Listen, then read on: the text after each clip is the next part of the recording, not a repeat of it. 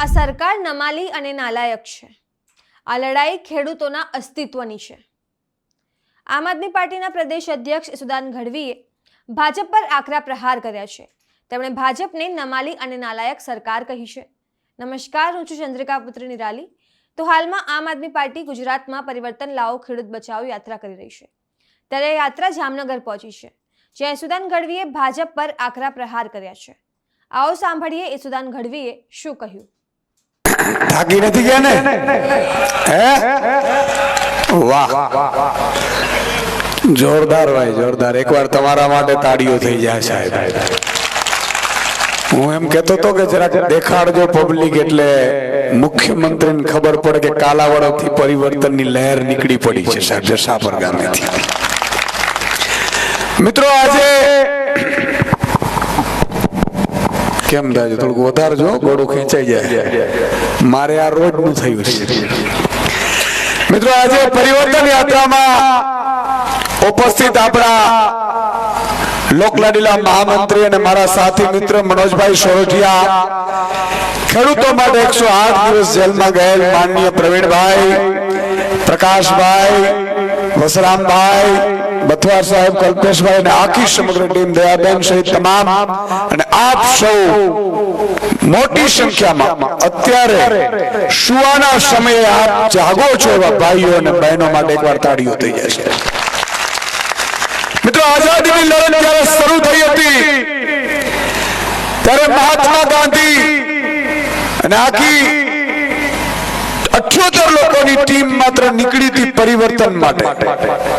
ત્યારે બધા લોકો મજાક કરતા હતા કે આ નીકળી પડ્યા છે, આ જાય છે, આઝાદી મેળવવા જાય છે, અને બીજું કોઈ નહીં, આપણા જ વાળા કેટલાક ડાઘિયાઓ અને બાઘડાઓ મજાક કરતા હતા કે આમ આઝાદી ન મળે, આ અંગ્રેજો શક્તિશાળી છે, આ અંગ્રેજો આમ છે, આ અંગ્રેજો આમ છે.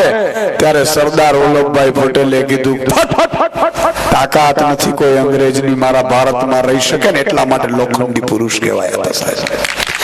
અને એ સરદાર વલ્લભભાઈ પટેલ મિત્રો, જે દિવસે એમની હાથમાં એ પક્ષના ખજાનચી પણ હતા, 565 રજવાડા કરેલા, એટલું નહીં, એ સરદાર વલ્લભભાઈ પટેલ મિત્રો વર્ષો સુધી મહેનત કર્યા બાદ જેમણે મૃત્યુ પામ્યા ને, ત્યારે એના ખાતામાં માત્ર 272 રૂપિયા હતા. આવા ઈમાનદાર નેતાઓની આ ધરતીને જરૂર છે સાહેબ. અત્યારના બાગડાઓ 500-200 જાય ને ગામડા એક કરવા, તો 2 ગામ કમિશનમાં લઈ લે એમ છે. હાચું કે નહીં? આ કે મારું જરાક ઉપરથી તારવી લેજો, બાજુ એમ કયો, હું કહીશ નહીં, તમારે મારો બાપ તારવીને રાખવાનો.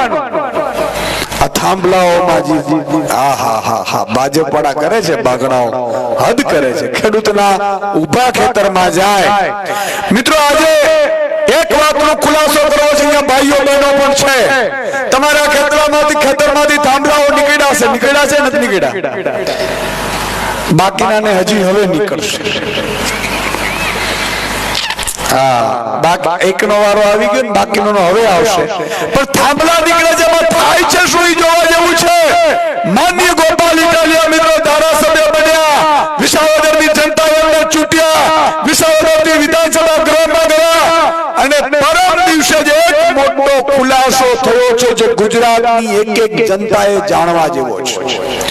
તમે જો થાંભલા નીકળે, પવન ચક્કીઓ આવે, ખેડૂતો વિરોધ કરે કે મારી જમીનમાં ઉભા પાકમાં જેસીબીઓ આવી જાય, આવું થાય છે ને.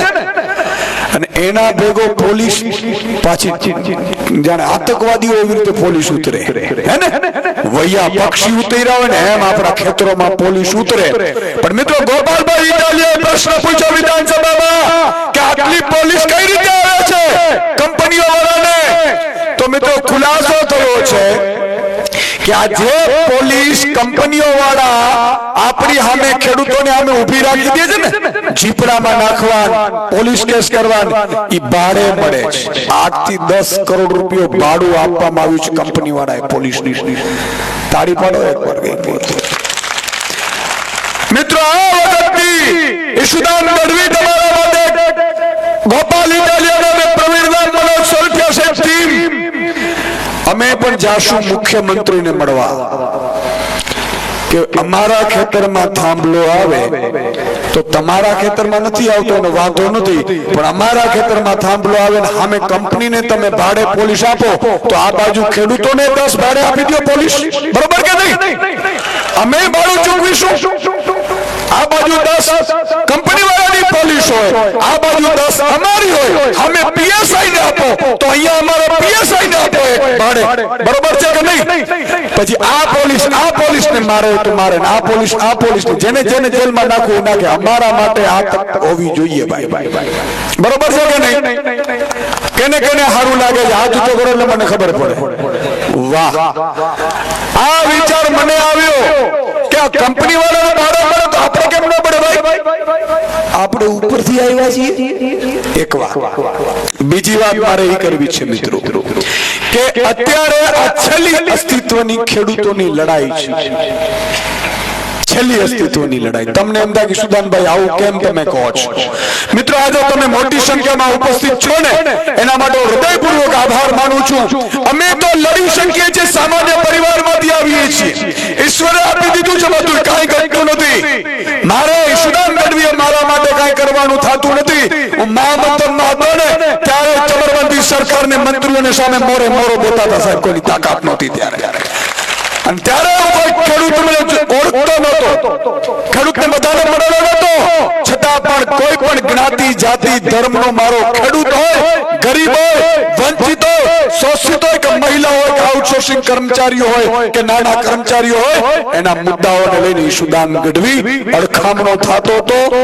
અને ત્યાં સુધી હું કહેતો હતો કે ભાઈ આજે તમે કરી લ્યો, નહીં તો અમારા જેવાએ મજબૂરીમાં રાજનીતિમાં પણ ઉતરવું પડે ને છેલ્લે આખરે ઉતર્યો તમારો ભાઈ સાહેબ. રાજનીતિ કોઈ શોખનો વિષય નથી મારો સાહેબ. આજે પણ 11 વાગ્યા સુધી અમને ઘરે જવાનો ટાઈમ નથી મળતો. આ તો અમારા પરિવારને ધન્યવાદ દેવાય કે રાખે છે, નહીં તો છૂટાછેડા થઈ જાય છે. ખરેખર એટલી હાલત ખરાબ છે. પણ હું એટલા માટે આપણે કહું છું કે મિત્રો ઈશુદાન ગઢવીને રાજનીતિ કાલે પણ નહોતી ગમતી, આજે પણ નથી ગમતી, આવતીકાલે પણ નહીં ગમે. પણ જો હું ગોપાલ ઇટાલિયા, મનોજ સોરઠિયા, પ્રવીણ રામ જેવા જો મેદાનમાં નહીં ઉતરીએ ને તો તમારા દીકરાને, મારા બહેનો માતા બહેનો બેઠી છે પણ છતાં શબ્દ બોલું છું, આપણા દીકરાઓ માટે ચડ્ડી પહેરવા નહીં રહેવા દે ને એટલા માટે નીકળવું પડ્યું છે.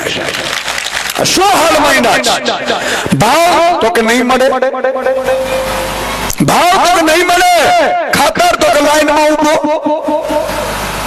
બિયારણ તો કે નકલી લ્યો, આવું થાય છે કે નથી થતું? બિયારણ તો કે નકલી લ્યો, ઉત્પાદન થાય તો કે લાઈનમાં ઉભો ભાઈ. બબે દિવસે મારો ખેડૂતનો દીકરો સાહેબ ટ્રેક્ટર ઉપર બેઠો બીડી પીતો રાહ જોતો હોય કે મારું એપીએમસી માં ક્યારે માલ લેવાય.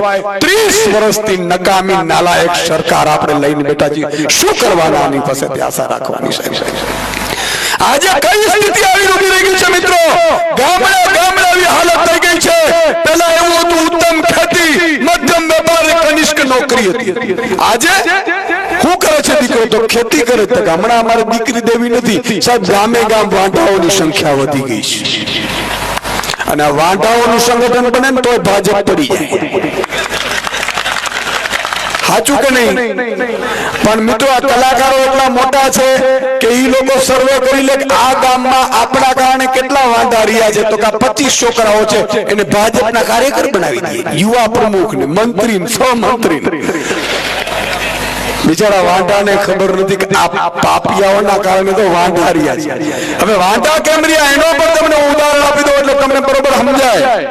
મિત્રો ખેતીમાં કઈ વધવા ન દીધું. હમણાં જ આગળના ગામે હું બેઠો તો, એક ખેડૂત આગેવાન હતા સાહેબ, 60 વીઘાનો માલિક હતો.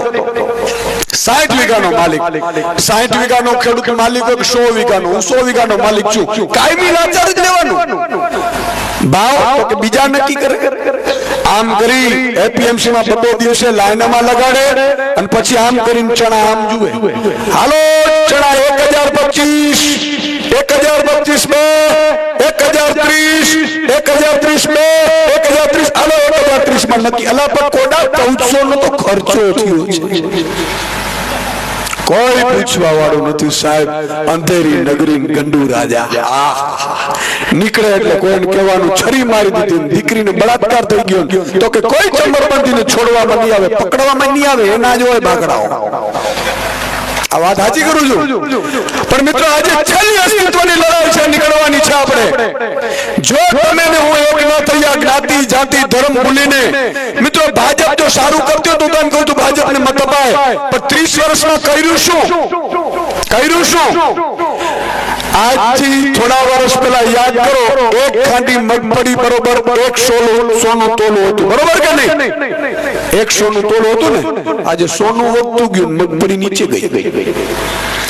આજે 11 વર્ષ પહેલા માનનીય નરેન્દ્ર મોદી જયારે પ્રધાનમંત્રી બનવાના આવ્યા ત્યારે પણ મગફળીનો ભાવ 1000 રૂપિયા હતો, ત્યારે તેલના ડબ્બાનો ભાવ 1400 રૂપિયા હતો. આજે તેલના ડબ્બાનો 2803 છે, મગફળી 1000 માં જ વેચાય. બોલો રામચંદ્ર દેવ ગજબ છે. અરે કલાકારો, તમારે આવી રીતે અમને મારી નાખવા છે? મિત્રો 60 વીઘાનો માલિક હોય અને એનો દીકરો એકનો એક હોય, ખેતી કરતો હોય એટલે કુંવારો, પણ કોન્સ્ટેબલમાં લોકરક્ષકમાં મળી જાય તો હા, તો દીકરી પરણાવી દે. લે બોલો, આવું થાય છે કે નથી થતું?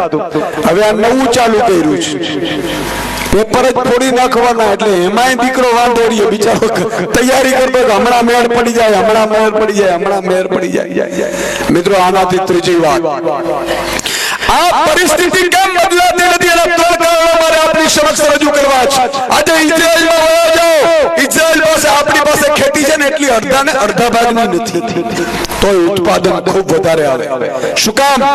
ઇઝરાયલ મિત્રો એવી ખેતી કરે છે કે નીચે વાવેલું હોય પછી મજલો બનાવે, એની ઉપર પાછી માટી નાખે, ફરીથી વાવે, એના ઉપર મજલો બનાવે, એના ઉપર માટી નાખે, ફરીથી વાવે. અને ઇઝરાયલનો કોઈ પણ ખેડૂત બંગલો, ગાડી કે સમૃદ્ધિથી કમ નથી. એવી જ રીતે અમેરિકાની સરકાર, અમેરિકામાં 1 વર્ષમાં અમેરિકાની સરકાર એક ખેડૂતને 54 લાખ રૂપિયા સબસિડી આપે છે. કેટલું? 54 લાખ. અને આપણે બાબાજીનું ઠુલું. તમે વિચાર તો કરો સાહેબ, આ લોકોને મને એ નથી સમજાતું, ભાજપ વાળાને શરમનો છાંટો નથી સાહેબ. ઈશ્વર 2, 5, 25 વર્ષ તમને જિંદગીમાં આપ્યા હોય સાહેબ કામ કરવાના, અને એમાંય તમે ઘર ભરવાનું કરો. ટેકામાં એટલી ગડબડીઓ કરે. મિત્રો પંજાબની આમ આદમી પાર્ટીની સરકાર છે, કોઈ ટેકુડિયું ફેકુડિયું નથી હોતા. જેટલો ઉત્પાદન થાય એટલો પૂરેપૂરો માલ પંજાબની આમ આદમી પાર્ટીની સરકાર ખરીદે છે. એમાં 1 મણ કે 1 કિલો પણ ઓછું ન હોય. એટલું નહીં, કોઈ પણ વેપારી કદાચ ખેડૂતના ઘરેથી ખરીદવા જાય તો પણ MSP થી નીચે 1 રૂપિયો ખરીદવાની મનાઈ છે, નહીં તો જેલ જાય છે. આવી વ્યવસ્થા પેદા કરી છે આમ આદમી પાર્ટી. બોલો આવી સરકાર આપણે જોઈએ છે? હાથ ઊંચો કરો એટલે મને ખબર પડે. એટલા માટે કરું છું, પાછો ઊંઘી નથી ગયા ને. આ બહુ અગત્યની ચર્ચા છે.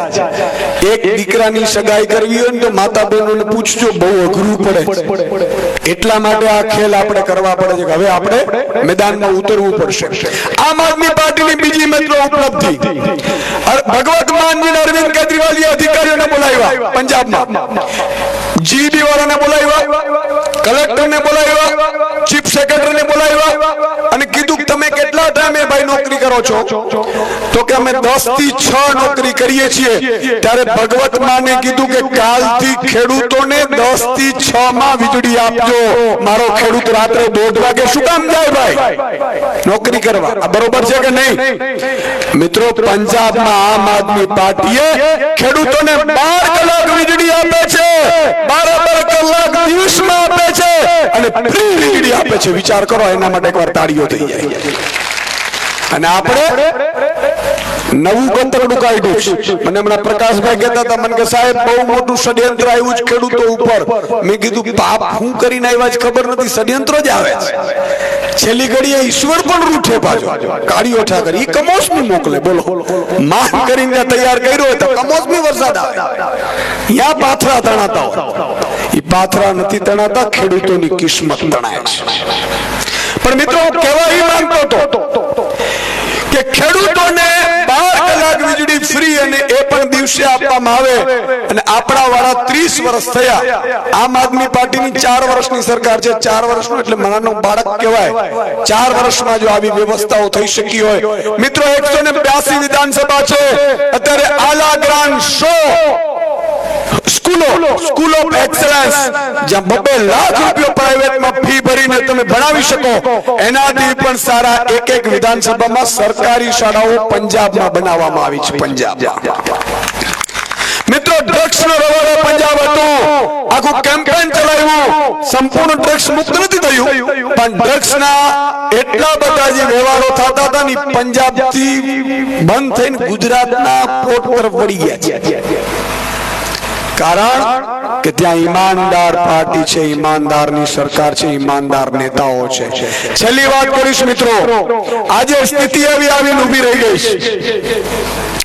ટેકાના ભાવે મગફળી ગયા વખતે કેટલા ખરીદતા હતા? તમે કયો એટલે મને હું બોલું. 200 માં નથી, 200 માં ખરીદતા હતા. ભાજપ વાળા બધા નેતાઓ ભેગા થયા. ઉપલા નેતાઓને કીધું કે 200 માં ખરીદ કરો છો, ખેડૂત અમને ગળવા નહીં દે. એટલે ઉપર વાળાએ શું કીધું ખબર છે?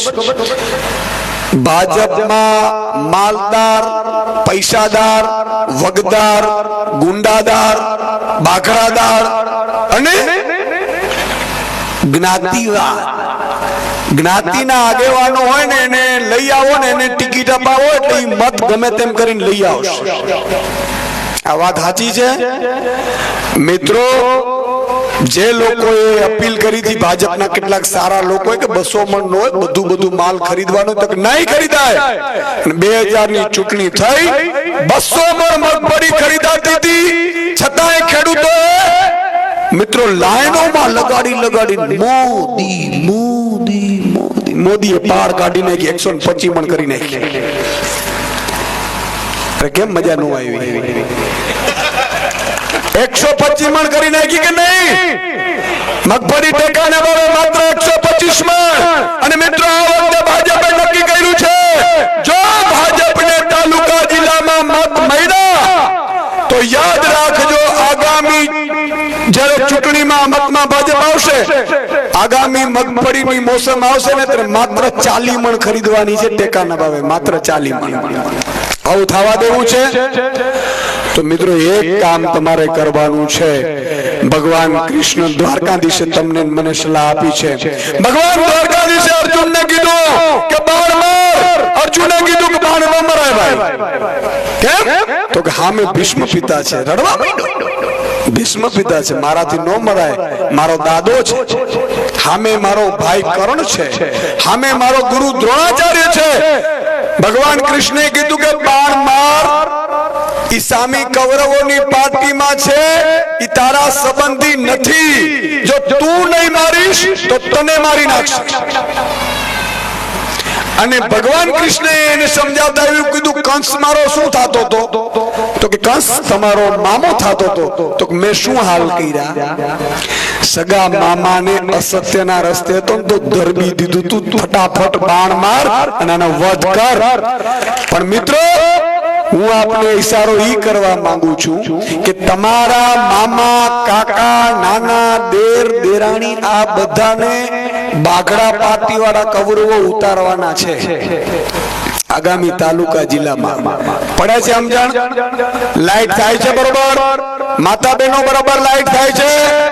આઈ એમ બાગડા પાર્ટી છે એ ઉતારવાની છે. ત્યારે મિત્રો સગો મામો હોય બાગડા પાર્ટીમાં અને કેવા આવે કે મત આપો, ત્યારે કહેવાનું કે ભાઈ 125 મગફળીએ પહોંચાડી દીધા, હવે 40 જવાનું નથી.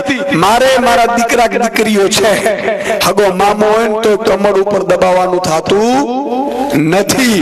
નહીં તો પછી મિત્રો ચીસો પાડશો કે ઈશુદાનભાઈ અહીંયા ડેમ તણાય છે, ઈશુદાનભાઈ અહીંયા બ્રિજ તૂટે છે, ઈશુદાનભાઈ અહીંયા પોલીસ લાઠીચાર્જ કરે છે, ઈશુદાનભાઈ અહીંયા થાંભલા નાખે છે. ઈશુદાનભાઈ કાંઈ નહીં કરી શકે. અમે જેલમાં જઈ પાછા આવી જાઉં જેમ પ્રવીણભાઈ ગયા. બરોબર કે નહીં? ઈશુદાનભાઈને તમારે મજબૂત કરવો હોય તો મિત્રો એક વાત આપણે કરવી છે. આ માતા બહેનો છે ને નાના બાળકને સુવડાવતી હોય ને ઘરમાં, એટલે બાળક તોફાન કરે ને એટલે એમ કહેતા હશે સુઈ જા, બાગડો આવશે. સુઈ જા બેટા. દીકરાને એમ થાય ખરેખર બાગડો હશે, કેવો હશે દીકરાને ખબર નથી, મને એવું મારી મમ્મી કહેતા હતા, બાગડો આવશે સુઈ જા. આપણે સુઈ જતા એમ. ઘણા મિત્રો ઘણા આવે ને મને એમ કે સુદાનભાઈ અંદર ખાને અમે તમારા સાથે છીએ, બહાર અમે આવી નહીં શકીએ. આ લોકો એટલે કે બાગડાથી ડરે છે બિચારા. એમાં બાગડો ગામમાં હશે, તાલુકામાં હશે, આપણા આજુબાજુના ઘરમાં બાગડો હશે. સમજો તમે બરોબર. છેલ્લી વાત કરીને મારી વાત પૂરી કરીશ. બાગડો છે એ આપને ડરાવે છે. એનો મતલબ એ થયો કે બાગડાથી ડરે છે. ડરે છે એનો મતલબ થયો કે આપણે માનસિક ગુલામી સ્વીકારી લીધી છે. મિત્રો 30-35 કરોડનો ભારત હતો અને 5000 અંગ્રેજોએ 200 વર્ષ રાજ કર્યું હતું. તો મારે ઈ લોકોને એમ કેવું છે, તમે પ્રવીણ રામની, પિયુષ પરમાર, ગોપાલ ઇટાલિયા, ચેતર વસાવા જેવી હિંમતવાન બધા ન બની શકે, પણ માની લો કે બાગડા છે તમને ડરાવતા હોય તો આગામી ચૂંટણી આવે એટલે તમારે બાગડાભાઈ ભેગો જ ફેરવાનો. ઓ બાગડાભાઈ, અને બાગડાભાઈના ભજીયા ખાવાના, બાગડાભાઈની ગાડીમાં જવાનો, બાગડાભાઈના ગાંઠિયા ખાવાના. અને બૂથમાં જશો એટલે જેમ મંદિર આવે ને નજીક એટલે ભૂત આવી ન હોગે મંદિરમાં, બરોબર કે નહીં? એમ બાગડો બૂથમાં નહીં આવી શકે. બાગડાની સીમા રેખા છે 100 મીટર થી દૂર રહેવાનું. બરોબર સમજાય છે?